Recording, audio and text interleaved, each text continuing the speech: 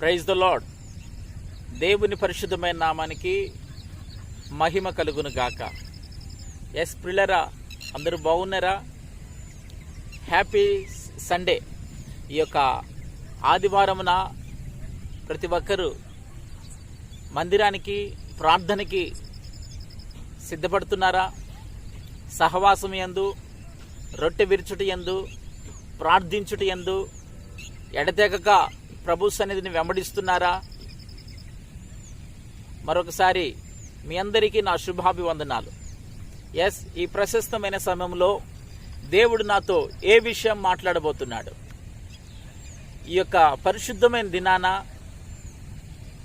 దేవుడు మనల్ని ఆశీర్వదించబోతున్నాడని, ఆయన మన జీవితంలో గొప్ప కార్యం చేయబోతున్నాడని, ఆయన నీ జీవితంలో ఉన్నటువంటి ప్రతి భారమును, ప్రతి విధమైనటువంటి బంధకాలను, ప్రతి విధమైన బలహీనతలను, నీ దుఃఖము యావత్తును ప్రభు విడుదల కలగజేసి క్షేమాన్ని దయచేయబోతున్నాడని విశ్వసిస్తున్నావా?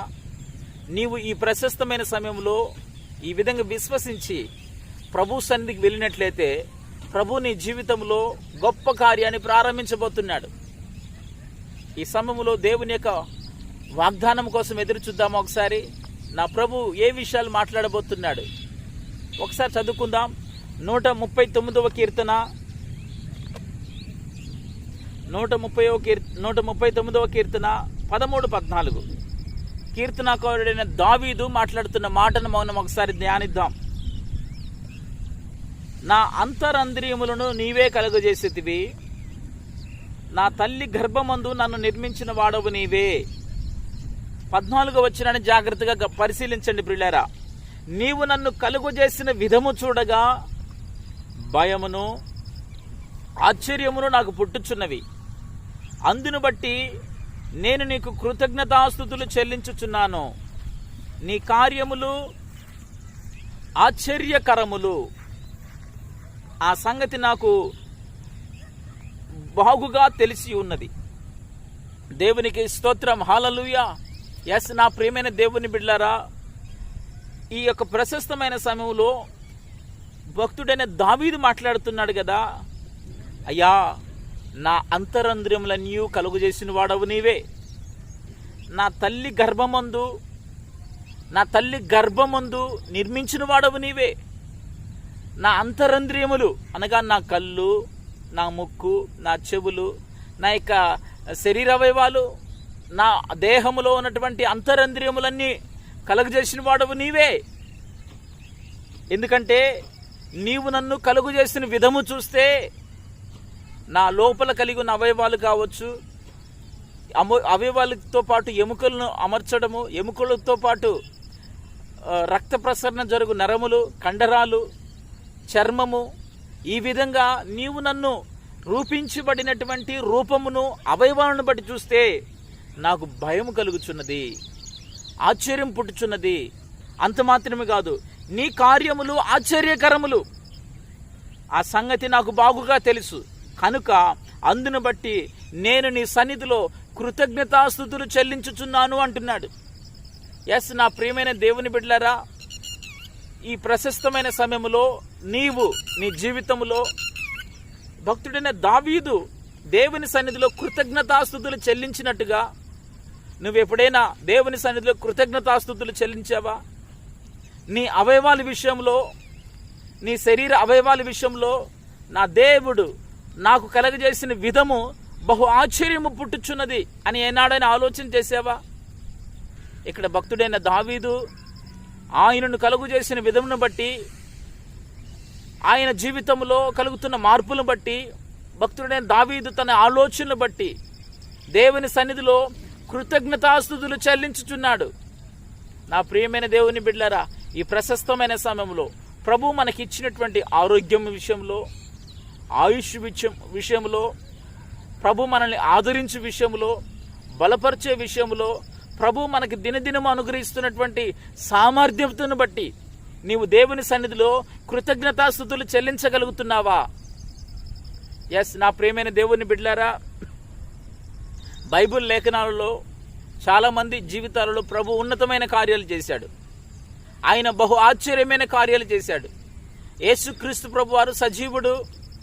ఆయనను అంగీకరించిన ప్రతి వారి జీవితంలో సజీవమైన ఆశ్చర్యమైన కార్యాలు చేస్తాడు. ఎందుకంటే ఒక విధవరాలి జీవితంలో తన కుమారుడు చనిపోతే ఎంతో దుఃఖముతో ఎదురు చూస్తూ కన్నీళ్ళ మధ్యలో ఉంది. యేసు ప్రభు వెళ్ళి ఆ పాడెను ముట్టగా చనిపోయిన పిల్లవాడు లేపబడ్డాడు. దుఃఖముతో ఉన్నటువంటి విధవరాలు ఆదరించబడింది.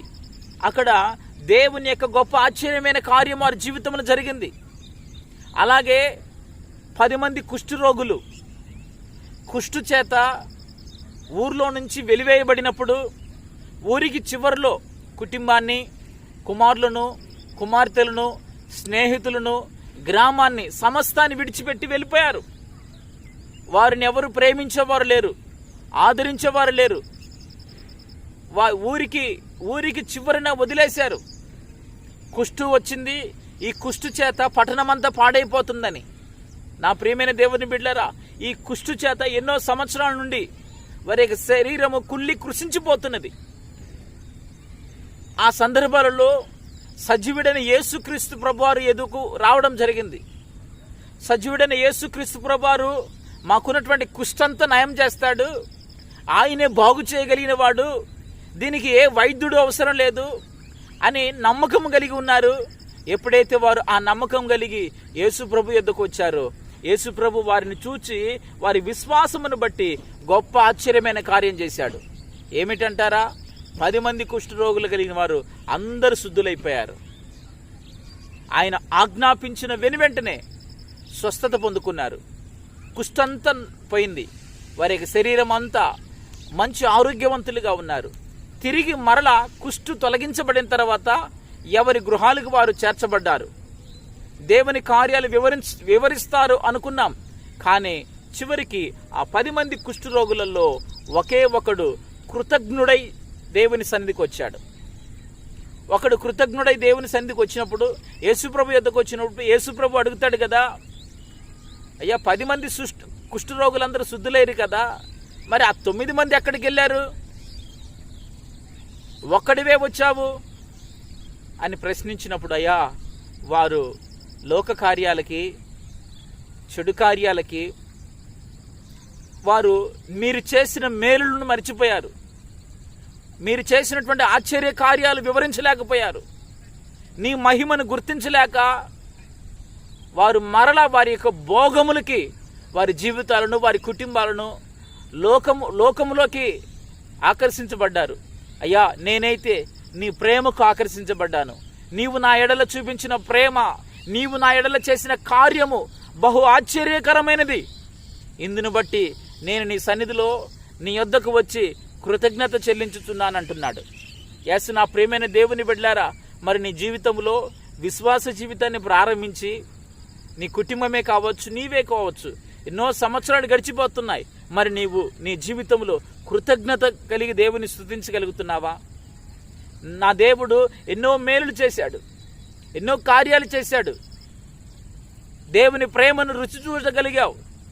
దేవుని మందిరం విషయంలో కావచ్చు, దేవుని పరిచర్య విషయంలో కావచ్చు, ఎన్నో కార్యాలు పొందిన వాడివే, ఎన్నో మేలులు అనుభవించిన దానివే. అయితే దేవుని సన్నిధిలో కృతజ్ఞత కలిగి జీవిస్తున్నావా? దేవుని కార్యాలను నీవు రుచి చూడగలుగుతున్నావా? ఈ ప్రశస్తమైన సమయంలో నా ప్రభువు మీతో మాట్లాడబోతున్నాడు. భక్తుడైన దావీదు తన జీవితంలో దేవుని స్తుతిస్తూ కృతజ్ఞతాస్తుతులు చెల్లిస్తున్నాడు. అయ్యా నీవు నన్ను కలుగజేసిన విధము చూడగా భయము, ఆశ్చర్యము పుట్టుచున్నది. అందును బట్టి నేను నీకు కృతజ్ఞతాస్తుతులు చెల్లించుచున్నాను అంటున్నాడు. యాస్ నా ప్రియమైన దేవుని బిడ్డలరా, ఈ ప్రశస్తమైన సమయంలో మనము దేవుని సన్నిధిలో కృతజ్ఞత చెల్లించే వారిగా ఉండాలి.